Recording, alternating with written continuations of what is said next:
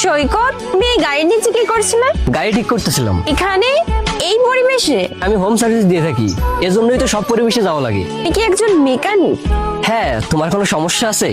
না, আমার আর কি সমস্যা। আর এটা তো তোমার কাজ, তাই না? আর মানুষ তো তার ফ্যামিলি চালানোর জন্য করেই থাকে। আমি মেকানিক, তাতে তোমার কোনো সমস্যা নেই? না, আমার কোনো সমস্যা নাই। তাহলে কি আমি অ্যাকসেপ্টেড আমার কাজের সাথে? হ্যাঁ, আমি তোমাকে ভালোবাসি। আর তোমার এই কাজের জন্য আমাদের ভালোবাসা কমে যাবে নাকি? হ্যাঁ, তোমার কথা শুনে না ভালো লাগলো, কারণ আজকালকার মানুষেরা না মানুষের কাজ দেখেই বিবেচনা করে। এ ভাই, তোর কাজ কি হয়েছে? এই তো স্যার করতেছি, এখনই হয়ে যাবে। আরে তুই কি করতেছিস? তোকে আমি কি বলে গিয়েছিলাম আমার মিটিং এ যেতে হবে? আমার 2টার সময় মিটিং আছে, আর তুই এখনো কাজ শেষ করতে পারলি না? এই তো স্যার করতেছি, আর মাত্র 10 মিনিট লাগবে। 10 মিনিট লাগবে? আর এত সময় ওর সাথে গল্প করছিলি, আর এখন বলছিস 10 মিনিট লাগবে? মন কোথায় থাকে তোদের? আর আমরা কি জন্য ডাকি তোদের? স্যার আমি এখনই করে দিচ্ছি। আচ্ছা তুমি 5 মিনিট দাঁড়াও, আমি এখনই কাজটা শেষ করে তোমার সাথে কথা বলতেছি। কোনো ব্যাপার না, তুমি মন দিয়ে কাজটা করো, আমি এখানেই আছি। হ্যালো, মাইসেলফ আকাশ। আমার নাম সারা। তো কি আপনার গাড়ি ঠিক করাবেন ওকে দিয়ে? না, আমি আমার বয়ফ্রেন্ডের সঙ্গে দেখা করতে এসেছি। বয়ফ্রেন্ড? কে তোমার বয়ফ্রেন্ড? যে আপনার কার রিপেয়ার করতেছে। হে, তোমার বয়ফ্রেন্ড একজন মেকানিক?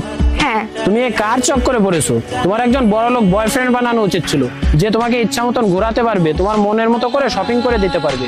আমার না এসবের কোনো শখ নেই। তোমার শখ তো এই জন্যই নেই, কারণ ও তোমার শখ মিটাইতে পারে না। আর ওর কাছে কি বা আছে তোমাকে দেওয়ার মতন?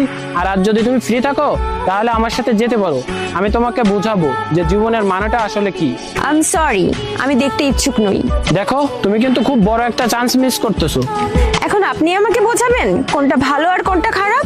আপনি আপনার কাজ করুন, ঠিক আছে? তুমি যে গাড়িটা দেখতেছো না, এটা আমার। তাছাড়া আমার কাছে আরো অনেক বেশি টাকা আছে, আর তুমি আমাকে যা বলবে, যেখানে বলবে, সেখানে আমি তোমাকে ঘোরাতে নিয়ে যাব, আর তোমার সব স্বপ্ন পূরণ করবো। আপনাকে কথা বললে আপনি বোঝেন না যে আমি এসবে ইন্টারেস্টেড নই? এই কখন থেকে আপনি উল্টাপাল্টা কথা বলেই যাচ্ছেন। আপনি যদি সৈকতের কাস্টমার না হতেন না, তাহলে আপনার সাথে এতক্ষণ আমার ঝগড়া হয়ে যেত। ভাই, মানতে হবে তোর পছন্দ আছে, তুই কত ভালো একটা পার্টনার পেয়েছিস। আজকালকার সময়ে এরকম মেয়ে পাওয়া ভাগ্যের ব্যাপার, আর তুই অনেক লাকি যে এরকম একটা গার্লফ্রেন্ড পেয়েছিস। থ্যাংক ইউ ভাই তোকে। কি চলতেছে এগুলো?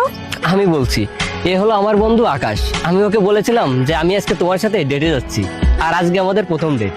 তখন ও আমাকে বললো একটা মেকানিক সেজে আয়, আর ওর রিয়াকশন দেখ। তার মানে তুমি মেকানিক নও? না, আমি মেকানিক না। তুমি মেকানিক নও, তাহলে এই কার রিপেয়ারিং করছিলে কেন? ওটা তো আমি অভিনয় করতেছিলাম, আর এটা তো আমারই গাড়ি। ও, তাহলে তোমরা দুজনে মিলে আমার পরীক্ষা নিচ্ছিলা? হ্যাঁ, তুমি তো জানোই আজকাল ভালো মেয়ে খুঁজেই পাওয়া যায় না। আর আজকাল যাদের কাছে টাকা আছে না, তাদেরকেই সবাই ভালোবাসে, আর যাদের কাছে টাকা পয়সা নেই তাদের তো কেউই ভালোবাসে না। আর যদিও কেউ ভালোবাসে, তারা লাইফ টাইমের জন্য থেকে যায়। তাহলে কি আমি পরীক্ষায় পাশ করেছি স্যার? তুমি তো টপ করেছো। কংগ্রাচুলেশন ভাই, তুই এত সুন্দর একটা গার্লফ্রেন্ড পেয়েছিস। আচ্ছা, তোরা এনজয় কর, আমি চলে গেলাম। অভিনয় তো তুমি ভালোই করো। আচ্ছা তুমি এখানে ওয়েট করো, আমি বাসা থেকে কাপড়টা চেঞ্জ করে আসতেছি, তারপর না হয় একসাথে ঘুরতে যাব।